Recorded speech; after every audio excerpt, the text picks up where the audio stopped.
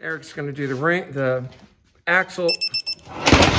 So Eric got the idea that we needed to cut the C off and twist it. So we've actually managed to cut it loose. It's still in there as deep as it needs to be. And as you can see, 10 degrees there. Wobbly. If it ever stops wobbling, 90. So it's basically... And the leaf springs are not level, so yeah, it will actually be about 6. So we're gonna have about 6 degrees when we're done. Be better than it was. By the way, in spite of what everybody says on the internet, no, this is not easy. Not the prettiest welds, but they're deep. This is where it started out at. This is where it ended up at. Approximately 10 degrees on both sides. And again, not pretty, but you can see the penetration into the cast iron. All right, so we're moving forward with the assembly.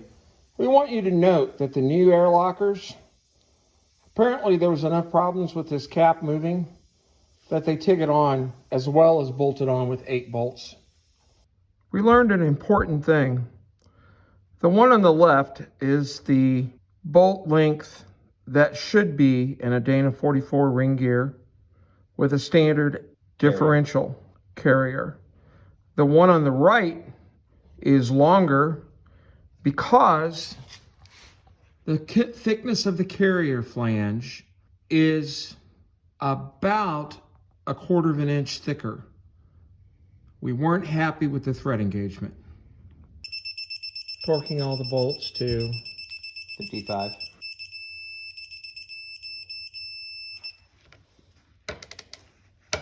All right, since it made us interested, this is the one that comes with the locker kit. This is a stock one. The races are actually the same number.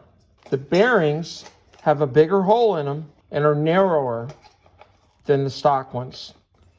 But as you can see, the part number is 77808. 77808.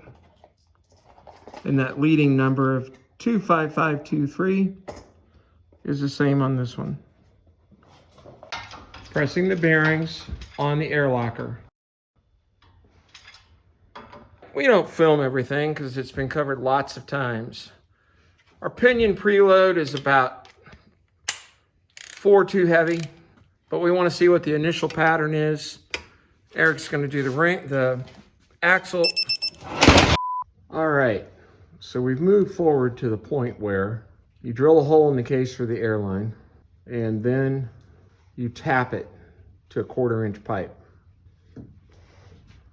We've already had it assembled once. Backlash is good, and preload is good. Just need to have a little bit more preload on the carrier. That feels about right. All right. All right, we'll bring you back in a minute. Okay, measuring the backlash one more time. Setting up to do it. The caps are, everything's shimmed. Preload is set. Eric takes a long time to get the tools set up properly. Seems to have a problem working with delicate things. 10 thousandths. All right, that's within specs. As complicated as it is with the different shims and everything, the way things are done, I think that works, don't you? Yeah.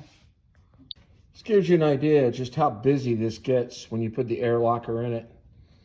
That copper tube has to run out through that brass fitting, and the case had to be tapped for that brass fitting. One last picture. So we have a picture of what one looks like when it's pretty, as opposed to mine, what one looks like when it's eating gravel. Total carnage. All right, Eric's pulling the yoke off one last time, we hope, to put the seal on it, and the final nut. The nuts are crushed, so they're self-tapping. This one's been run in and out a few times. Self-locking, not self-tapping. Sorry, well, no, it comes off as self-tapping. You don't do it right. This is a tool that very few people have. It's specifically designed to put seals on this type of a differential.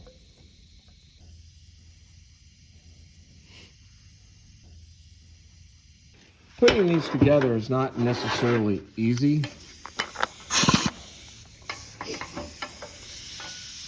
And this fixture really makes it easier.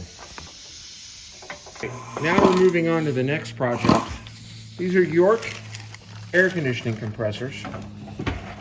And if you want to, you can buy a serpentine pulley for them. Fits a Freightliner, believe it or not. And retrofit them for air. They work quite well for air for the simple fact that's what they were originally designed for.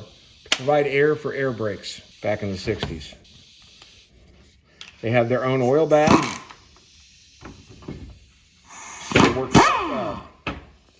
All right, so it's that time again. It's upside down, cleaned up. Everything's done on it. Well, here's the ultimate. Was all the work we did worth it? We went from positive It's like 7.5. to 7.5. Might even be a little bit much, but the front end is still sitting probably 2 inches low. As you can see, it's a very beautiful axle. It's the only thing on this thing that's painted are the 2 axles. Wow. As far as I can tell, looks the same. 7.5. That was totally by accident. Damn, that's impressive. We've moved on to assembling the knuckles with new ball joints. We're not really going to discuss it because there's too much discrepancy on the web. Here Eric is setting the torque on the sleeve on the upper ball joint on the Dana 44.